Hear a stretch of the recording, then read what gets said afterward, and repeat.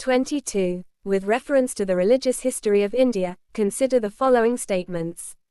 1. Stavaravadins belong to Mahayana Buddhism. 2. Lokottaravadan sect was an offshoot of Mahasangika sect of Buddhism. 3. The deification of Buddha by Mahasangikas fostered the Mahayana Buddhism. Which of the statements given above is correct? A. 1 and 2 only. B. 2 and 3 only. C. 3 only. D. 1, 2 and 3. Express. B. Followers of Hinayana sect among Buddhists were also called as Theravadins. They accepted the Pali canon of ancient Indian Buddhism, the Sutta, Vinaya and Abhidhamma Pitakas, as authoritative and traced their sectarian lineage back to the elders who in Sanskrit were called as Stavaras. The same word in Pali for elders is Theras. Thus, Theravada is also called Stavaravada. Hence, statement 1 is not correct. Lokottaravadins was one of the early Buddhist schools and was a branch of Mahasangika sect. Hence, statement 2 is correct. Mahasangikas, the early Buddhist school, is considered as the precursor of Mahayana tradition. The Mahasangikas believed in a plurality of Buddhas who are supramundane, Lokottara. According to this school, the historical Gautama Buddha was merely one of these transformation bodies, Nirmanakaya, while the essential real Buddha was equated with the Dharmakaya. Hence, statement 3 is correct. Therefore, the correct answer is option B, 23. Which of the following statements correctly explains the impact of Industrial Revolution on India during the first half of the 19th century? A. Indian handicrafts were ruined. B. Machines were introduced in the Indian textile industry in large numbers. C. Railway lines were laid in many parts of the country. D. Heavy duties were imposed on the imports of British manufactures. Express. A. The decline of Indian handicraft correctly explains the impact of Industrial Revolution on India during the first half of 19th century. It was direct consequence of Industrial Revolution in England along with the colonialism of India. Thus, statement A is correct. Machines were not introduced in Indian textile industry in large number in the first half of the 19th century. In middle of 19th century few textile mills were established in Bombay, Ahmedabad and Calcutta, mostly with the efforts of Indian capitalists. Thus, statement B is not correct. The first railway line in India was laid between Bombay and Thane in 1853, middle of 19th century. Further railway expansion was relatively slow even till mid-1860. Only in the latter half of the 19th century that railway expansion gathered pace in India. Thus, statement C is not correct. Britishers through their one-way free trade mechanism kept India as a captive market for their industrial goods. In fact, heavy duties were imposed on import of Indian goods in British markets. Thus, statement D is not correct. Therefore, the correct answer is option A. 24. Consider the following events in the history of India. 1. Rise of Pratiharas under King Bhoja. 2. Establishment of Pallava power under Mahendravarman I. 3. Establishment of Chola power by Parantaka Chola I. 4. Pala dynasty founded by Gopala. What is the correct chronological order of the above events, starting from the earliest time? A. 2, 1, 4, 3. B. 3, 1, 4, 2. C. 2, 4, 1, 3. D. 3, 4, 1, 2. Express. C. The Gurjara Pratihara dynasty ruled much of north and western India from the mid-8th to the 11th century. They ruled first at Ujjain and later at Kannauj. This dynasty rose in prominence under its most famous ruler Bhoja, 836–885 CE. The Pallava dynasty existed from 275 CE to 897 CE in South India. Mahendravarman I, 600–630 CE, contributed to the greatness of the Pallava dynasty. He is remembered for constructing beautiful monuments at Mamallapuram. Parantaka Chola I, 907–955 CE, ruled the Chola kingdom in Tamil Nadu for 48 years. He annexed neighboring territories by defeating Pandya rulers. Gopala, 757–70 CE, was the founder of the Pala dynasty in eastern part of the India. He laid the foundation of Odantpuri Mahavihara. Therefore, option C is correct chronological order of given events. 25. Which of the following phrases defines the nature of the Hundi, generally referred to in the sources of the post-Harsha period? A. An advisory issued by the king to his subordinates. B. A diary to be maintained for daily accounts. C. A bill of exchange. D. An order from the feudal lord to his subordinates. Express. C. A bill of exchange correctly defines the nature of Hundi generally referred to in the sources of the post-Harsha period. They were financial instruments which were used in trade and credit transactions. The various uses of Hundi includes remittance instruments, to transfer funds from one place to another. Credit instruments, to borrow money. For trade transactions, as bills of exchange.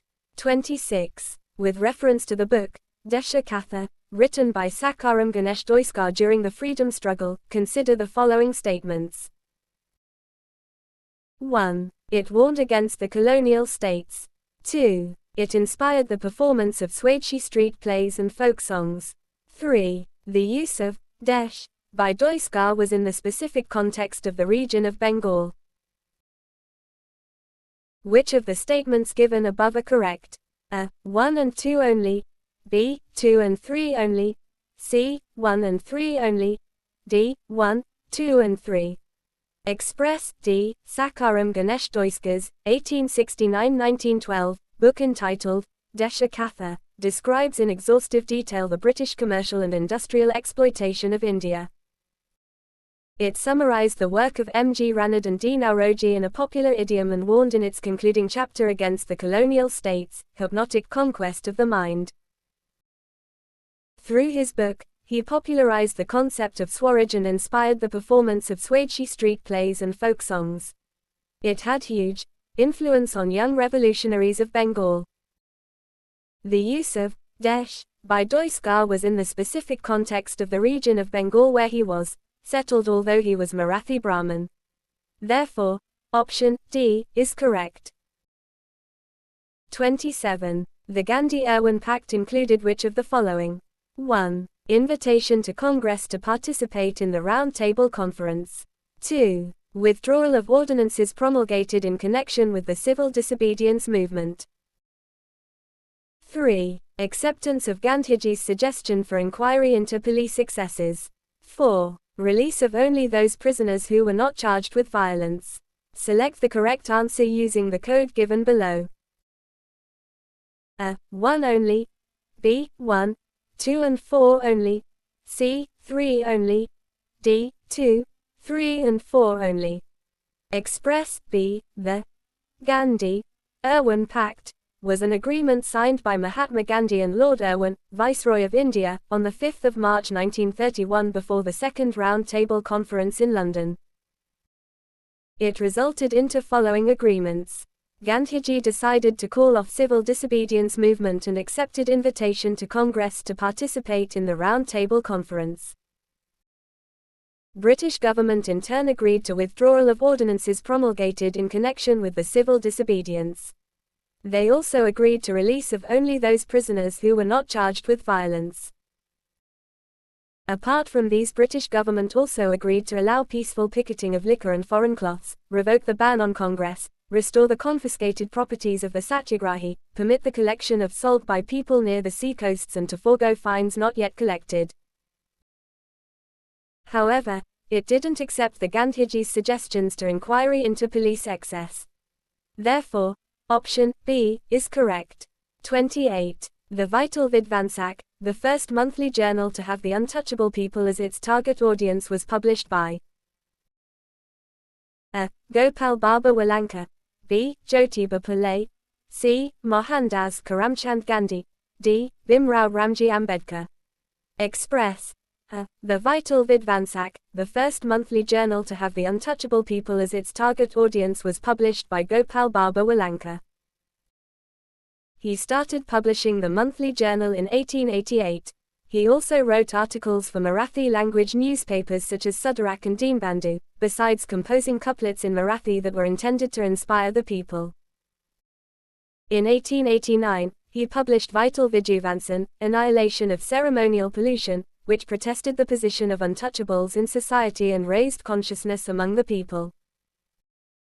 29. With reference to the history of India, the terms Kulyavapa and Dronavapa denote a measurement of land, b. coins of different monetary value, c. classification of urban land, d. religious rituals.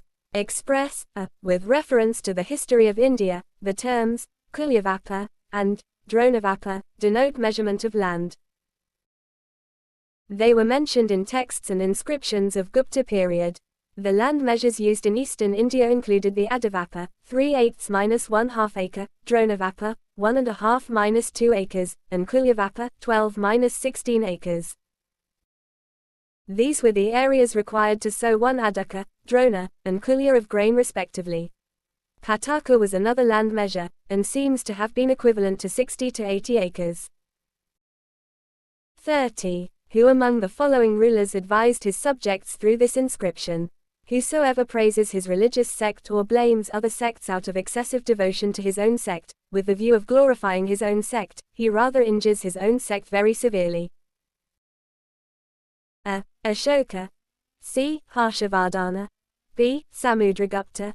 D. Krishnadeva Raya. Express Ashoka through his 12th rock edict advises his subjects, whosoever praises his religious sect or blames other sects out of excessive devotion to his own sect, with the view of glorifying his own sect, he rather injures his own sect very severely. Through this inscription Ashoka expresses his desire that all his subjects should be well learned in the good doctrines of other religions. 31. With reference to the cultural history of India, which one of the following is the correct description of the term, parameters? A. The earliest Dharmashastra texts written in aphoristic, sutra, style. B. Philosophical schools that did not accept the authority of Vedas. C. Perfections whose attainment led to the Bodhisattva path. D. Powerful merchant guilds of early medieval South India. Express C. With reference to cultural history of India, the term parameters refers to perfections whose attainment led to the Bodhisattva path. The several stages along the Bodhisattva path involved the attainment of a number of perfections known as parameters.